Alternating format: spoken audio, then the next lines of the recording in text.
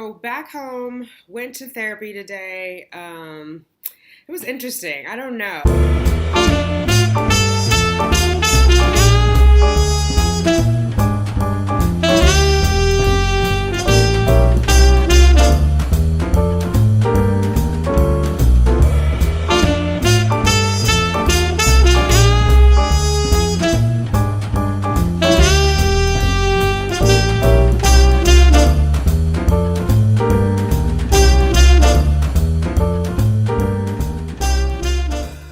I see the crystal raindrops fall, and the beauty of it all is when the sun comes shining through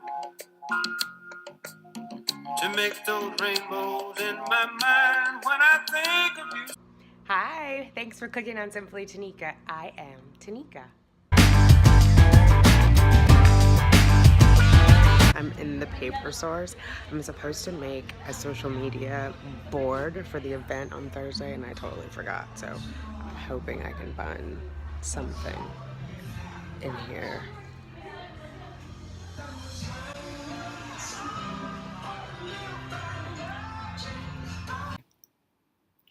Hi. All right, so I have made it back home. It is hotter than blue blazes in this apartment right now.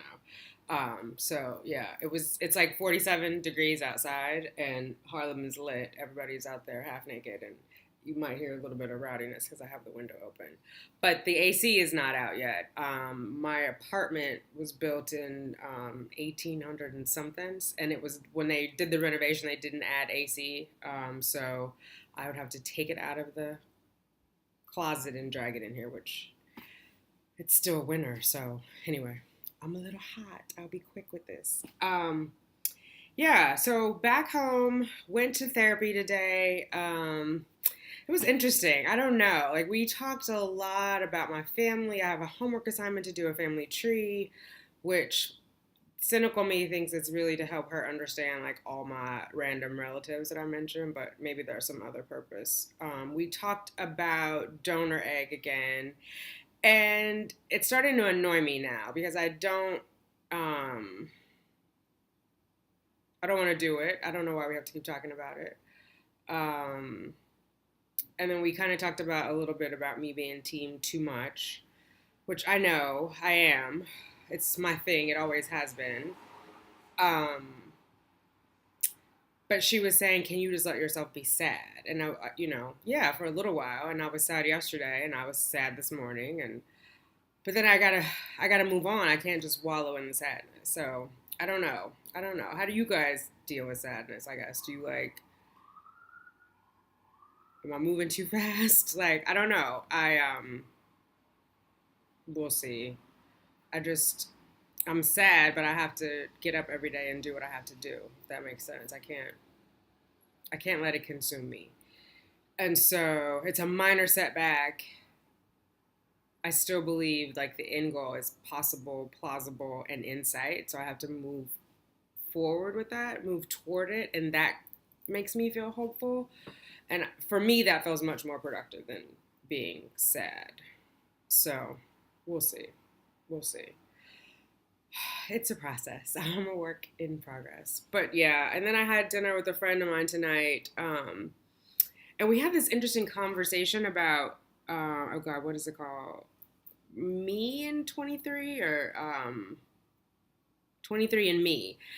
And she had it done, and like it tells her the percentage of like where she is. Well, not exactly, but like West African, like 90%, and some other stuff, which I thought was pretty odd and interesting. Like I don't want my DNA in a database. And then it also told her like who her relatives were, even though she didn't sign up for that service. They told her the location of her relatives. Like she has like 90 people in New York who are related to her, and so they're like cross-referencing the DNA in some sort of database. Which is cool and scary, which then made me think of like the donor egg situation, right? So like, what if you have, and of course, if I ever went the route of donor egg, I would tell my child that that's how they were conceived. But what if you had children who weren't told, so they don't know that they're not the biological children of their parents, or one of their parents, their mom at least, possibly their mom and dad, and they do this like 23andMe thing, and then they realize like they have all these other relatives and they ask their parents. Like it just gets really freaky for me. It just gets a little too sci-fi, especially when you're doing donor eggs where the people are not related to you. Like if it's a family member, potentially you don't have to reveal it because that DNA is going to match back to you because it's part of your family, to the parent. But it just seems weird. And I like to think of myself as innovative and a disruptor, but it just is like a little too far reaching for me, I think. But maybe because I'm like so resistant, the therapist wants to push it and like explore it, and I just really want to move on already. Yeah. I did get more information about the donor egg situation. Like I talked to the nurse, the insurance nurse, which is it's our company's nurse, so they're not exactly with the insurance, they're not exactly with any like medical affiliation, but they are nurses. And because my other question about like the donor egg process was like, you're going to stimulate this woman, they're going to have these eggs, they're going to have more than one, they're going to be fertilized, what happens to the embryos? Like, and so the nurse said that the company, my insurance, would pay for cryopreservation for a year. And then at that point, you obviously have to have them implanted, donated, or destroyed. Which I was raised Catholic, and I'm not a practicing Catholic now, but part of the Catholic Church says you're not supposed to be doing IVF, right? Because it's a whole other story. But to be throwing away embryos just sits wrong with me, doesn't sit well. And so I think that's also another layer of like my resistance to the donor egg situation, because either I'm creating these embryos and then I just donate them to someone else. And I'm assuming by donate there's a cost, right? Because I'm using donor sperm and it's not cheap. It's not free. That's for damn sure. So when I say donate, it's not like giving. Like I gave my sister a kidney, I donated it to her. She has it. I didn't charge her anything. So yeah, you give it away to someone else, so they don't even like. Yeah, I don't know. And I've got a donor for the sperm and then a donor for. So then what are they getting? Like they're getting pictures of these two donors, but I own the egg. It's really weird. It's really weird. You know what I mean? Like I have legal responsibilities for those embryos.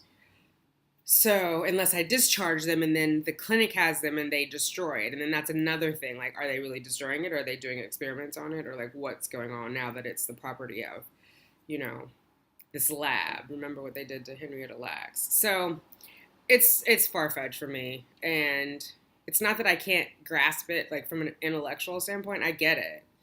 I just don't want any part of it. Too strange. So yeah. Between therapy and my dinner with my friend, that's kind of like, it got me a little angsty.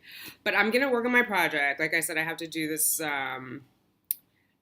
social media board. So I'm going to be on Pinterest tonight and try to figure out. You guys know what I mean? Like it's a frame and they'll have it at the event and they can hold it and like stick their head through, like two people.